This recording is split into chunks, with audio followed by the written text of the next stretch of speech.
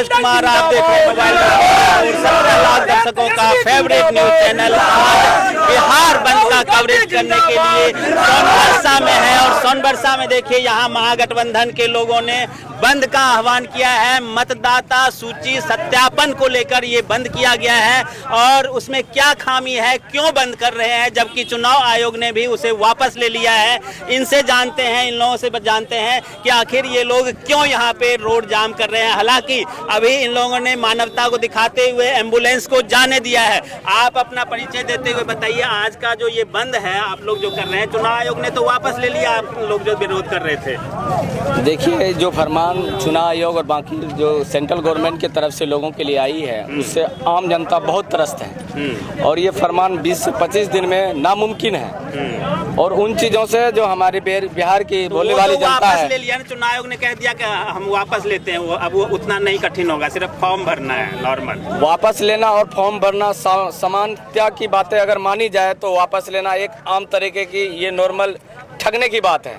और जनता को आपने एक पेपर में उलझाया, समय उतना ही लगेगा। दिन रखेंगे या सांकेतिक होगा? ये जो जाम लगा हुआ है इन लोगों को जाने दीजिएगा या ऐसे पूरा दिन रहेगा?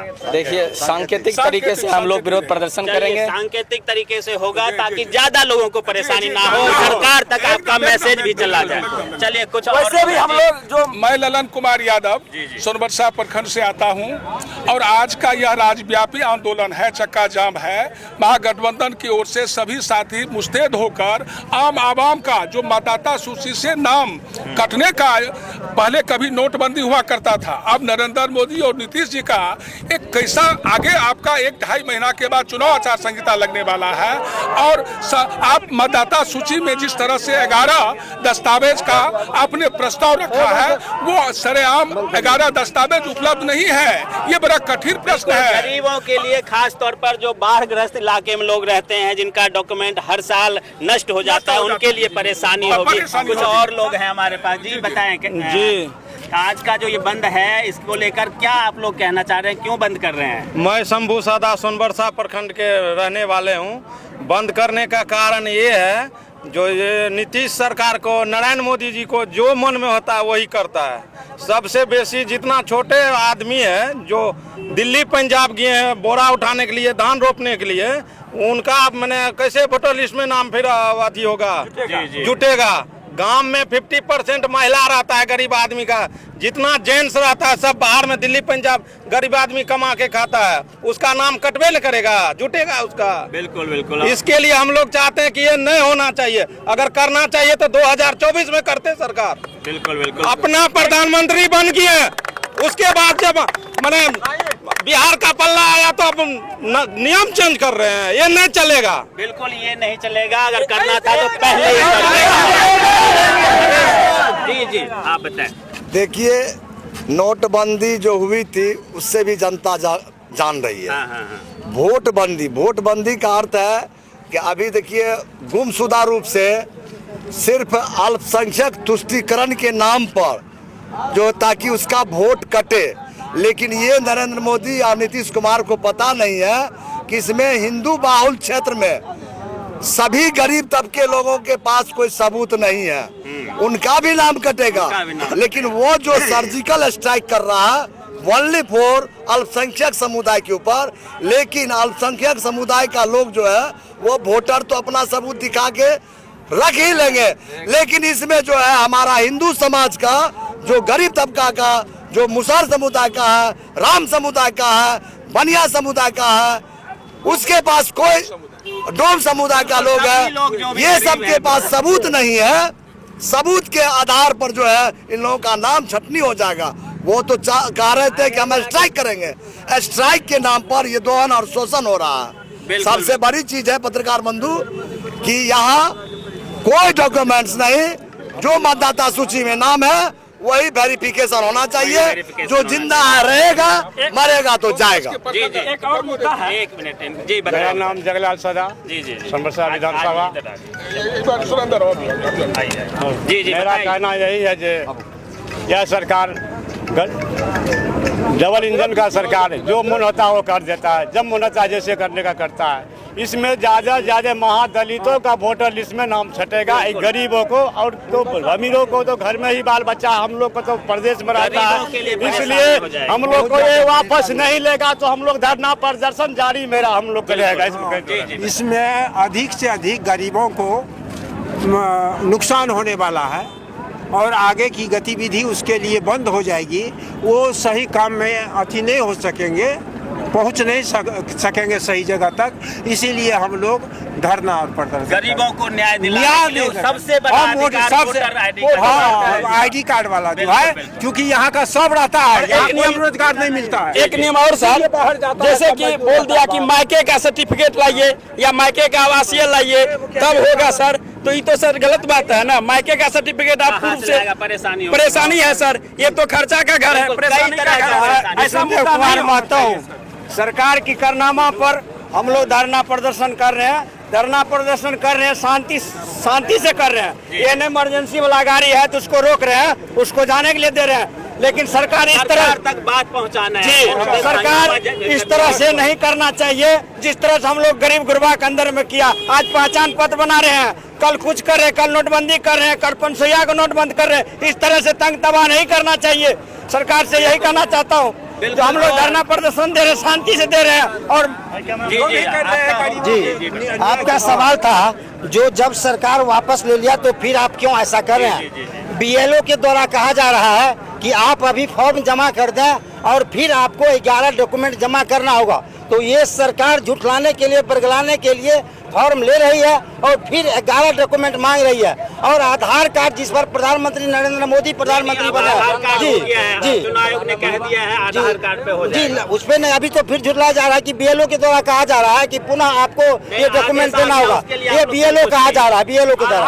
इसीलिए हम लोग का घर है तो पूरे बिहार में चल रहा है, वहाँ तक जी। तो हम लोग हम लोग इसी मांग के लिए न इतना रोड पर उतरे हैं। सरकार वापस ले लेगी पूर्णतः जी, तो तब हम लोग इसको पूरा बंद कर देंगे। तब तक हम लोग रखने का घर में जगह नहीं, कागज कहाँ से विश्वास का रखेगा? हम लोगों का परिचय पूछता है, नरेंद्र मोदी अपने माँ बाप का परिचय दे, उसका माँ बाप का तिथि जन्म कब था वो आज देखा है, तब हम लोग देने के लिए तैयार है, सब देने के लिए तैयार है। लेकिन संविधान के दायरे में जरूरी जो कागजात चाहिए वो चाहिए, लेकिन उसमें धरफरी नहीं होना चाहिए, रातों रात 10 दिन 15 दिन नहीं होना चाहिए। आराम से 26 के बाद आप कराते रहिएगा। जी जी 26 के बाद कराते रहिए। आइए जी बताइए आज का। अरे ये जो हो रहा है ना, इसमें तो बहुत गरीब युवा वंचित न रह जाएगा। हमरे यहाँ आया था, बहुत चीज मांग रहा है, सब उतना पेपर नहीं दे सकेगा, सब तो वोट से वंचित हो जाएगा। बिल्कुल बिल्कुल। मान लीजिए जो दिल्ली पंजाब में है वो कहाँ से करेगा? कुछ और लोग हैं, इनसे भी जान लेते हैं। आप अपना परिचय देते हुए बताइए आज का जो ये प्रदर्शन है इसके बारे में। नमस्कार, खजुराहो पंचायत उप मुखिया प्रतिनिधि एवं राष्ट्रीय जनता दल के पंचायत अध्यक्ष के रूप में मजहर आलम। ये जो सरकार काला कानून लाई है, जो कानून जो है सबको परेशान कर रहा है। ये गरीबों का आवाज दबाने के लिए सरकार ये काला कानून लाई है। आगे कर लीजिए, इसको आगे कर लीजिए, आगे कर।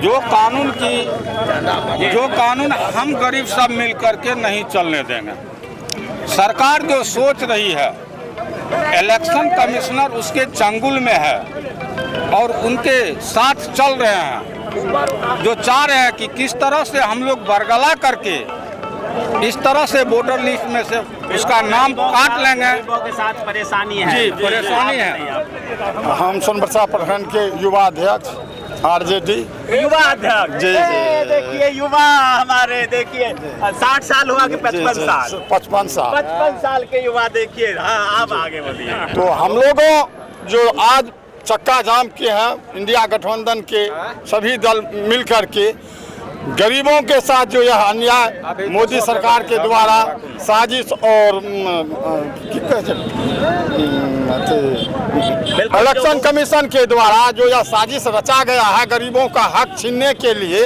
इससे पहले एमपी का चुनाव था, उस टाइम में वोटर लिस्ट सुधार करने का जरूरी नहीं था। बिहार में 16 को नियम चला था। अभी विधानसभा चुनाव है, कोई प्रधानमंत्री और इलेक्शन कमीशन के द्वारा साजिश करके गरीबों को हक को मारने के लिए इलेक्शन के बाद में भी हो सकता है, इसी कारण जी बताएं अध्यक्ष साहब, क्या आज जो ये हो रहा है आप लोग कर रहे हैं, हालांकि खबर तो होगा ही आपको कि चुनाव आयोग ने बात मान लिया है आप लोगों का।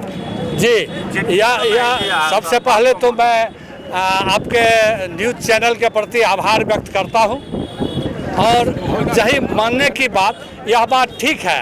जब हमारे नेता आदरणीय तेजस्वी यादव ने चुनाव आयोग से समय लेकर प्रेस कॉन्फ्रेंस किया तो उसी समय इरादा भांप लिया और लगा सत्ता में बैठे हुक्मरान को कि अब ये होने वाला नहीं, विपक्ष पूरी ताकत से इसके खिलाफ खड़ा है। तो आज उसने 3 बार संशोधन किया, 3 बार अपने फैसले में बदलाव लाया, एक बार नहीं लाया।